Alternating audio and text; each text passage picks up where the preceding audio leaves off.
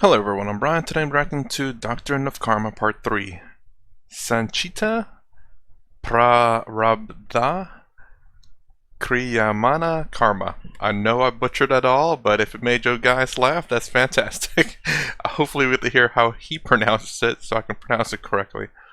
Sanchita, Prarabdha. I think the D is not really pronounced. But anyways, so far out of all the explanations of karma, I do like his the best. It is pretty in-depth. I know I've read some comments saying that Sadhguru has the book of karma, which I do have. I'm trying to get the videos out here. And I still have his two books. I kind of started on one of them, but had to stop. A lot of things going on. Hopefully everything can get settled down so I can maybe do a review in the books. I don't know. I doubt it. I'd listen to it. But so far I like his explanation and Sadhguru's so far. And I definitely... Lakhani's, I don't like how he said 1% of karma is your own and the rest is not yours. Not your fault. Although... the explanation about, blaming children, it's like, well, they deserve it. It's like, well, no, I don't like that either. I kind of like how he kind of explains it a little bit, even though it's kind of terrible to let children suffer. They had no chance in the world. It's like, it doesn't make sense to me. I'd rather people suffer later on in life where they have a chance to make up for their bad karma in life. It's weird to say that. I prefer them to suffer later on, but it is what it is. Let's go ahead and continue.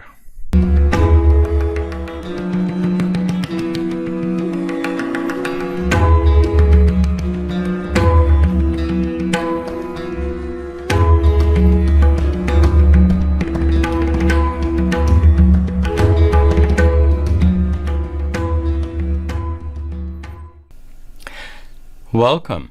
In our two previous presentations on the doctrine of karma, we discussed the nature of adrishtapala, which describes the result of past actions that can fructify long after the karma was performed. In this presentation, we'll expand our perspective to examine the doctrine of karma as it pertains not only to the present life, but to our past and future lives as well. We can begin by noting a basic principle of the doctrine of karma. That is, you were born because of your past karma. To understand this clearly, consider the circumstances immediately preceding your birth. At that time, many of the karmas you performed in past lives had not yet yielded all their results. A great deal of adrishtapala was waiting to fructify. And since you committed those actions, you must eventually reap the results. But unless you're alive, it's impossible for all that pala to fructify. Real quick question. As I was thinking about him talking about being born and then all the karma to come to fruition. There are some children who don't make it past birth, who... Oh my gosh, I'm about to go really bad here, but let's talk about the first thought first, which, some children live 8 months, a couple of months because they're not, fully developed or something bad happens. Is death like the ultimate payment? Because that's, in my opinion, you have no chance at that point, especially children, have no chance to develop good or bad karma. But in terms of they become 8 months old and they die, does that rectify all the bad karma? Now here's the really debatable, really bad one. Abortions. If a mother has one and the child is anywhere for say 8 months pregnant, what about the child, the fetus or child's karma? I'm just curious because, again, this is how my mind thinks. It just goes all over the place. Eventually something will stick, but I'm just curious about that. That's a very interesting question now. I wasn't thinking that originally until somehow that came up in my mind. But yeah, children who say don't survive outside the womb for very long because no fault on the family or doctors, just some kind of disease. Does that rectify all the bad karma? And then abortions, how does karma work with that one? Is it the same as children who were not and just died because of a disease? I wonder. Therefore, to enable your past actions to yield their results, the laws of karma act to bring about your birth. Now you might ask, how much adrishtapala do you have that's still waiting to fructify? Well, that depends on how many lives you've had before. In the Bhagavad Gita, Sri Krishna tells Arjuna in chapter 4, Bahuni me vyatitani janmani tava charjuna. O Arjuna, me, for me, tavacha, and for you, there have been bahuni, many, vyatitani, past, janmani, lives. Exactly how many lives? According to the ancient rishis, we live in a cyclic universe. This universe was preceded by another, which was preceded by yet another, and so on. Like a circle has no beginning or end, this cycle of creation and dissolution also has no beginning or end. So, there was no first cycle of creation. That's kind of weird to think about, because in my mind there has to be a start, kind of like me being born. The baby, there's a start. The start of it is, of course, your parents getting it on. And then you are born. There's a start to that. There's a start to the universe in terms of the Big Bang, but there's been many Big Bangs, potentially. I mean, I don't know, I can't verify that, but there's at least been one, as best science can explain. Interesting to say that it's cyclical, though, and there's no start to it. That's weird to think about. There's no start. Instead, an infinite number of universes have come and gone before. And in an infinite number of prior universes, how many times were you born? According to the doctrine of karma, you've had an infinite number of prior births. Just as the universe had no first cycle of creation, so too you had no first birth. Why? Birth is due to past karma, but for your very first birth, how could there be any past karma? It's impossible. Well, and that's the thing, it's the fact that there can be I guess in my mind, there can be a first, and it's easy to explain. We had a clean slate of karma, and from that first birth in our first life, karma is accumulated, whether it be good or bad, and from then on, our karma fluctuates between how much good and how much bad we had. That's, in my mind, makes logical sense. There has to be a start, and there could be infinite number of lives indefinitely going on, but there's always a starting point. That makes sense in my mind. To say it's infinite, it's a loop, is kind of very difficult to comprehend, or it just doesn't make sense. Like, there has to be a start in my mind. Therefore, you must have had an infinite number of prior lives.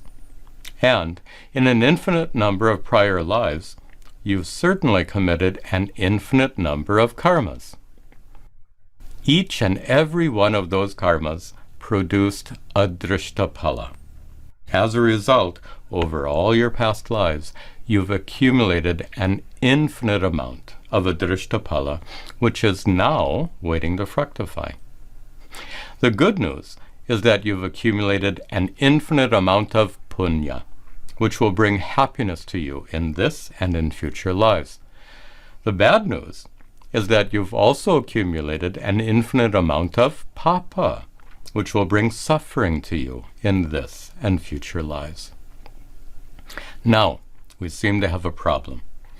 If you've accumulated an infinite amount of punya and papa in your past lives, how long would it take for all that karma to fructify? You'd need an infinitely long life to reap all those results. But this life is finite, and in a finite life, only a finite amount of adrishtapala can possibly fructify. That means only a portion of your infinite accumulation of punya and papa will be able to fructify in this life. To explain all this, the doctrine of karma distinguishes 3 different kinds of karmas waiting to fructify. The first is Sanchita karma, which is the infinite accumulation of punya and papa we've been talking about. Sanchita literally means collected or accumulated. The second kind is Prarabdha karma, which is the finite portion of your Sanchita karma that will fructify in this lifetime. Prarabdha literally means that which has begun. It describes the adrishtapala that's responsible for the beginning of this life. There's also a third kind of karma, which we'll discuss a bit later. As we saw before, the laws of karma brought about your birth so that your past karmas could fructify. Specifically, it's your prarabdha karma that will fructify in this life. The punya and papa that makes up your prarabdha karma will gradually yield their fruits throughout this life. The fructification of punya will bring unexpected good things to your life, while the fructification of papa will bring unexpected problems to your life. And when all your prarabdha karmas have finally fructified, your life will come to an end. I will say there's a lot of papa karma going on right now. In this way, prarabdha karma determines the span of your life. Let me try to illustrate this. Suppose the sweet, juicy red apple represents punya, which is adrishtapala from a good deed you performed in a past life. The green apple, which is extremely sour and unpleasant, represents papa, which is adrishtapala from an adharmic deed you performed before. In an infinite number of prior lives, you've accumulated an infinite amount of adrishtapala, and this is your Sanchita karma.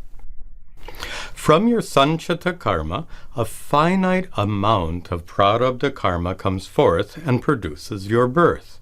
That prarabdha karma will gradually fructify, bringing unexpected happiness and suffering to your life.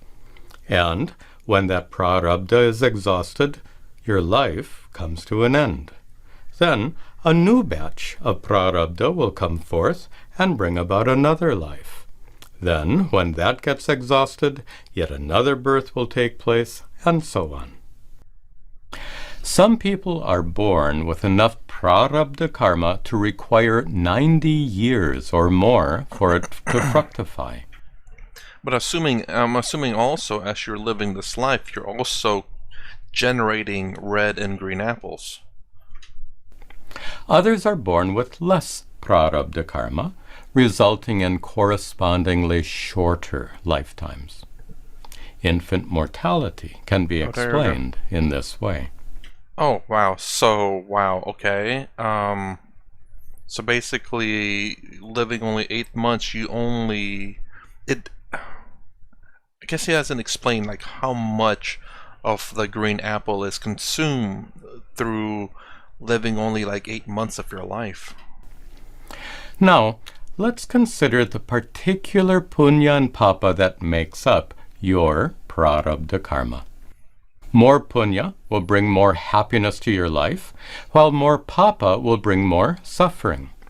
You could think of the punya and papa as forming a ratio. If the ratio is more or less equal, your prarabdha karma will produce a similar measure of happiness and suffering in your life. But suppose you were born with punya alone and no papa whatsoever. The fructification of that prarabdha would create an extraordinarily wonderful life, entirely free from suffering. but it's impossible to enjoy such a life as a human being on this planet. After all, even billionaires and movie stars get headaches. Prarabdha karma that consists of punya alone is said to bring about a life in Swarga, heaven. Swarga is not necessarily a particular place. More accurately, it describes a lifetime of sheer enjoyment, untainted by suffering, a lifetime that's a product of pure punya. Are these people considered the enlightened? Those who have obtained Atma? On the other hand, suppose your prarabdha karma consisted only of papa and no punya whatsoever. The fructification of that prarabdha would result in a life of intense, uninterrupted suffering. Once again, that kind of life isn't possible as a human being on this planet. Even in miserable slums and horrible war zones, laughter can still be heard from time to time. Therefore, prarabdha karma that consists in papa alone is said to bring about a life in naraka, hell. Like Swarga, naraka too is not necessarily a particular place. Rather, it describes a lifetime of suffering, unmitigated by any kind of enjoyment. Such a lifetime is a product of pure papa.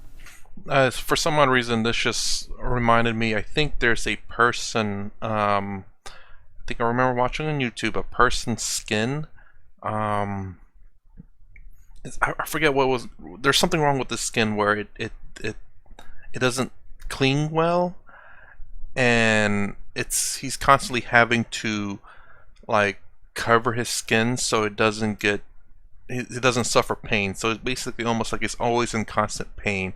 I forget what the disease is called, but it happens throughout his entire skin.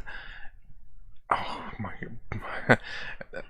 This person must be suffering, and I don't know if this is from this or not. We previously discussed how your life comes to an end when all your prarabdha karma has fructified. That means if you get born in either Swarga or Naraka, your existence there is limited to one finite lifetime. That makes sense because Swarga and Naraka are not the result of your infinite Sanchita karma. They're the result of your finite Prarabdha karma. Sri Krishna himself teaches this in the 9th chapter of the Bhagavad Gita, where he says in verse 21, Te tam bhuktva swargalokam vishalam kshine punye martya lokam vishanti. Te bhuktva, after they have enjoyed, tam vishalam swargalokam, that vast heavenly domain, kshine punye, when their punya has completely fructified, martya lokam vishanti, they return to the human domain. In the same way, those born in naraka loka, hell, will also return when all their papa has fructified. Western religions generally profess that we have a single life which is followed by eternal heaven or hell. However, from our perspective, this concept doesn't stand up very well to logical scrutiny. An eternity in heaven would require an infinite number of good deeds, and an eternity in hell would require an infinite number of bad deeds. When I was a young child growing up in a Christian family, I was taught that if I committed a sin and then died shortly thereafter, I would suffer in hell for all eternity. Yep, that's the belief. You better constantly always ask for forgiveness. And that's the thing I don't understand, is the fact that if you commit a sin, you just ask for forgiveness right then and there and you're forgiven. So what's the point? You might as well just commit all the sins and keep on asking for forgiveness, you know? Huh. What can a 7-year-old boy possibly do that's so dreadful as to deserve an eternity of punishment? The doctrine of karma, on the other hand, teaches that swarga is the finite result of your finite punya karmas, and naraka is the finite result of your finite papa karmas. Going to heaven, then, is like going on a holiday. You leave your home with a fixed amount of money to pay for your vacation in Hawaii or wherever, and when all your money is spent, you have to return home. In the same way, when all your punya is exhausted, your enjoyment of heaven necessarily comes to an end. Then again, going to hell is like going to prison. For your crime, you receive a sentence of an appropriate length, and after suffering in jail for that allotted time, you're finally released from confinement. In the same way, when your papa is exhausted, your suffering in naraka inevitably comes to an end. Life as a human being on this planet is considered to be the result of a mixture of punya and papa.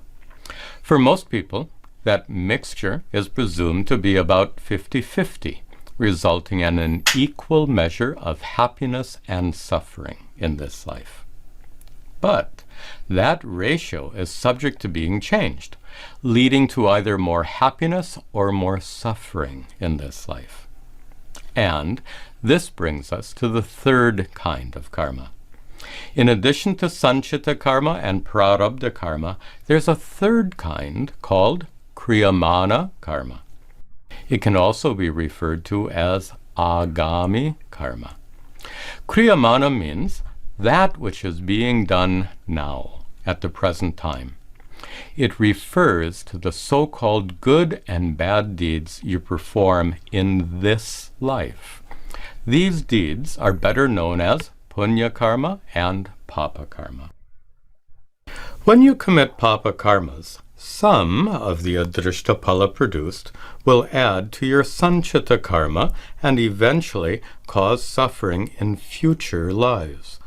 But some of that adrishtapala will add to your prarabdha karma instead and cause suffering in this life itself, as the illustration shows. When that prarabdha karma fructifies in this life, it changes the ratio of punya and papa, bringing more suffering to this life. Wait, he did say the fact that accumulate. Sorry, I can't remember the definition of it, but the accumulated karma that you have for this finite life is based on a number of red and green apples, as the example applies. So the more red and green apples that you have, the longer your life will be, and the less red and green apples you have, the shorter your life will be. Which you gave the examples of the children. So if you accumulated more bad or good karma, do you extend your life? That's kind of I wonder if he'll explain that. That means no matter how bad your life is now, you can make it even worse by committing more papa karmas. Fortunately, you can also make your life better by performing more punya karmas.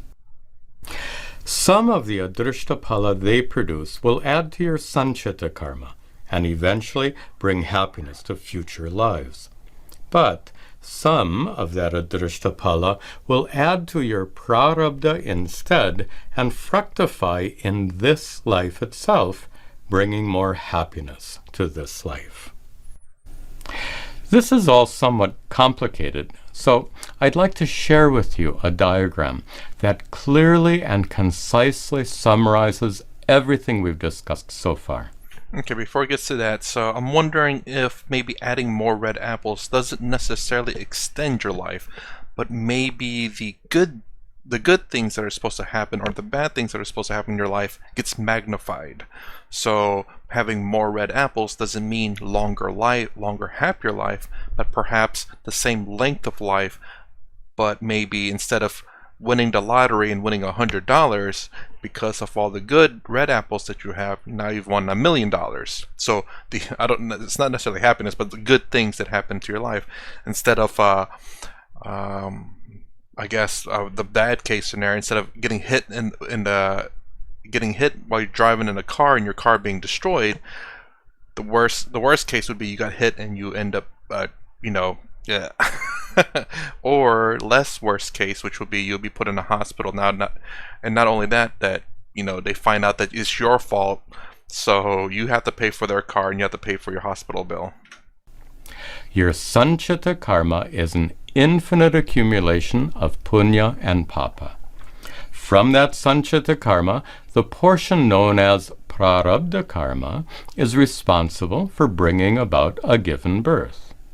If that Prarabdha karma is punya alone, a lifetime in heaven will result. And if that Prarabdha karma is papa alone, a lifetime in hell will result. Wonder what happens, is there such a one where it's 1% punya and 99% papa? So it's not like you're not in hell, but you're like one level away from there?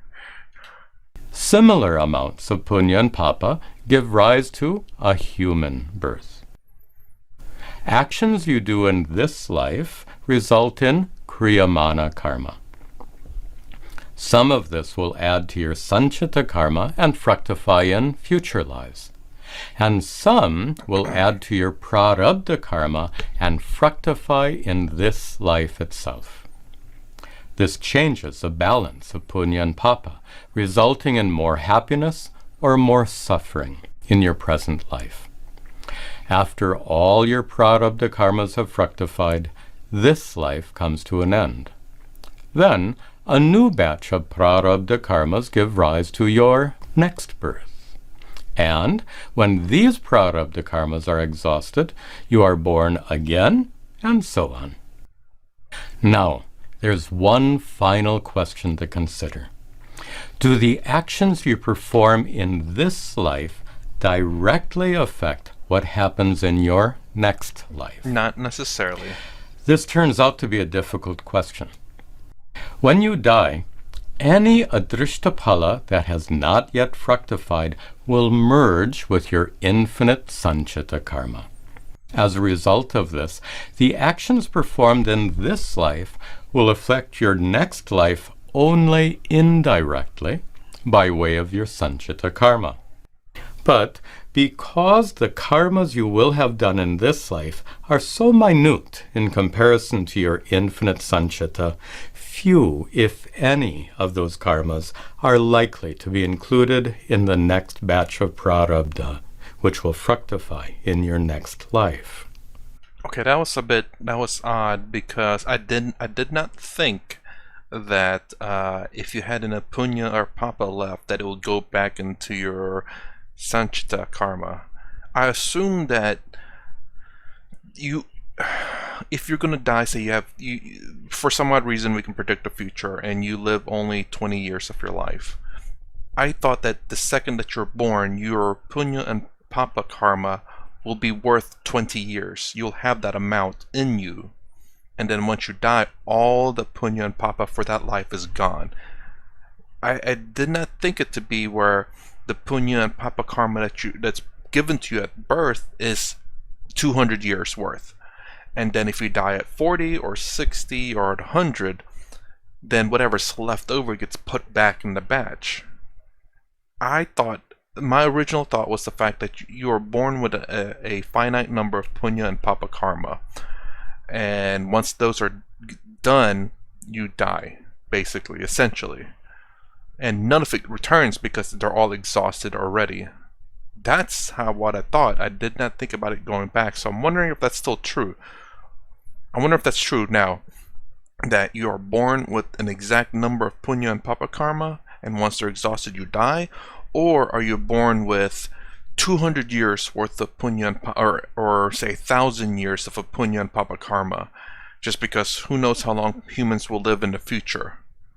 And just to be safe, if they live for 500 years, there's at least 1,000 years worth of punya and papa karma. And then once you die, whatever's left over gets put back. Or third one, is it you're given punya and papa karma for 20 years because you're going to die in 20 years. For just say we can predict that. but your accumulated the karma that you produced as you were born here, as in this life, some of it goes to your Sanchita karma, but also some of it goes to your current life. And are those the one that goes back? I'm wondering. However, there are exceptions to this general principle. In chapter 6 of the Bhagavad Gita, Sri Krishna says in verse 43, Tatra tam buddhi samyogam labate paurvadehikam yatate chatato bhuyaha samsiddhau kuru nandana. Tatra, there, in the next life, labhate, he gains, buddhi samyogam, the wisdom he was endowed with, paurva dehikam, in his prior life. Tatahacha, and thereafter, yatate bhuyaha, he will again strive, samsiddhau, for perfection, kurunandana, O Arjuna.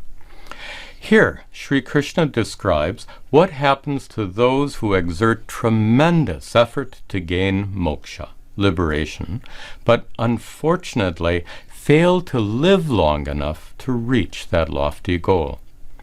According to Sri Krishna, such people will pick up the thread, so to speak, in their very next life, continuing their spiritual journey where they left off. But the doctrine of karma, as explained so far, can't account for this sequence of events. There must be an additional factor involved here.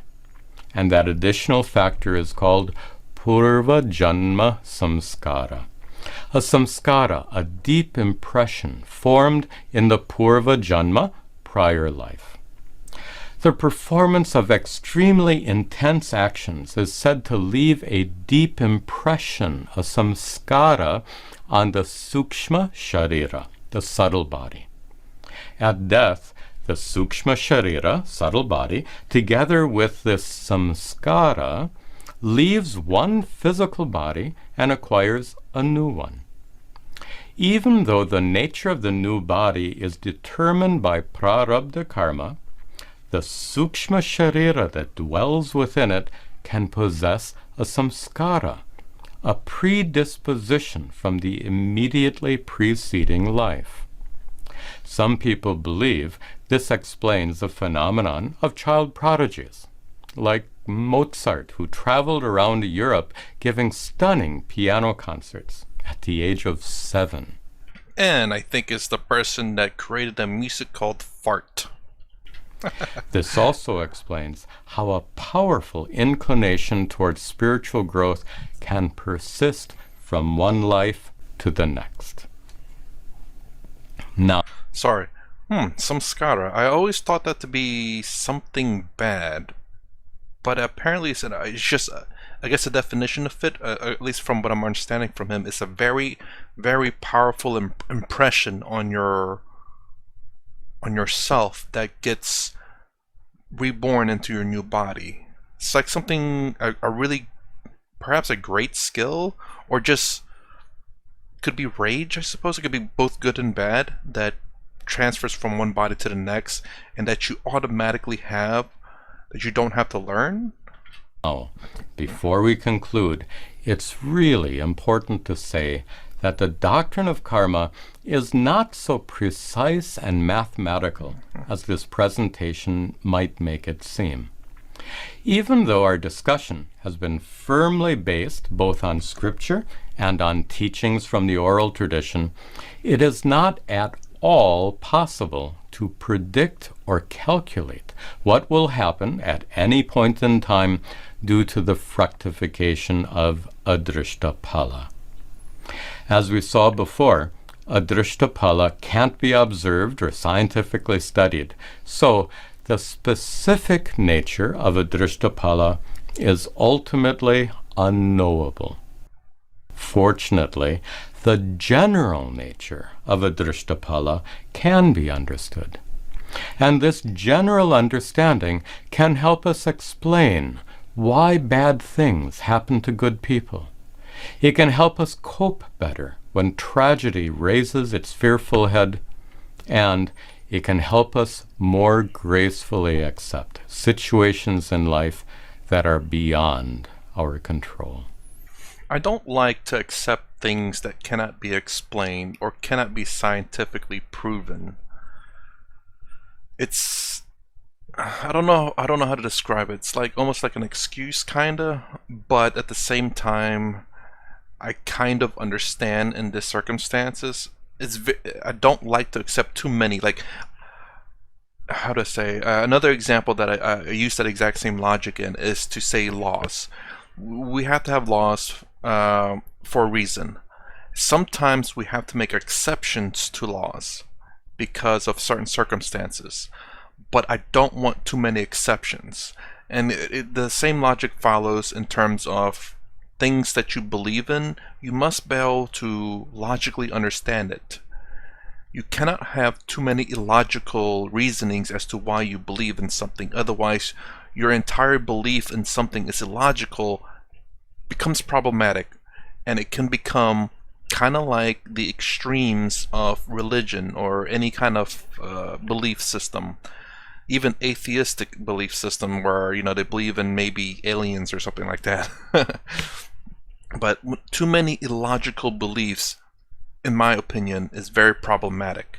Having a very few that seems reasonable, that you say, well, it's very difficult because it's kind of the randomness of nature, which again can be accepted. There are certain randomness in nature that's very difficult to explain at the moment, which sounds reasonable and logical, even though it can't be explained. And this is kind of one of those. Om Sarve Bhavantu Sukhinaha Sarve Santu Niramayaha Sarve Bhadrani Pashyantu Ma Kaschid Dukkha Bhag Bhaveta Asato Ma Satgamaya Tamaso Ma Jyotirgamaya Mrityorma Amritangamaya. Om Shanti Shanti Shanti. Okay, I really like the way he explained that. I definitely got to get, again, other gurus and swamis to get like an overall understanding of how every guru and swami interprets karma. And much like how I do in my life, I pick and choose the things that I like. If there are certain things that every single guru says, or Swami guru says, I will take that as something, whether I like it or not, as part of karma that I have to accept. Because if every single guru and Swami says the exact same thing in terms of karma, which so far is about something that happens to you because of past lives. So karma is things happening to you in your present life because of things in your past life. So far, all of them have agreed on that. And it's something that I can accept because they're all say the exact same thing, and I don't think they necessarily learn from the same teacher. I think they all have different teachers. Some even learn on their own. So if they all have the same kind of idea behind that, I can accept that. And the more and more similarities they have between talking about karma. So again, rebirth being one, this Sanchita karma, the accumulation of karma from your past, and Prarabdha karma. Sorry, I'm probably still butchering that. But if they all say something similar to that, then I can accept that's like, yeah, Sadhguru, Tadatmananda, Swami Sarvapriyananda, Lakhani says all the same things, so there must be some truth or similarities between their teachings that says that. That's how I kind of go through life, is understanding ideas, and what ideas tend to be spoken about the most tends to be what a lot of people or teachings tend to believe. So anyways, that's my reaction to Doctrine of Karma, Part 3, Sanchita, Prarabdha, and Kriyamana karma. I still probably butchered those. If you like my content, please consider subscribing, thumbs up, thumbs down below. Thanks for watching. I'll see you in the next vid.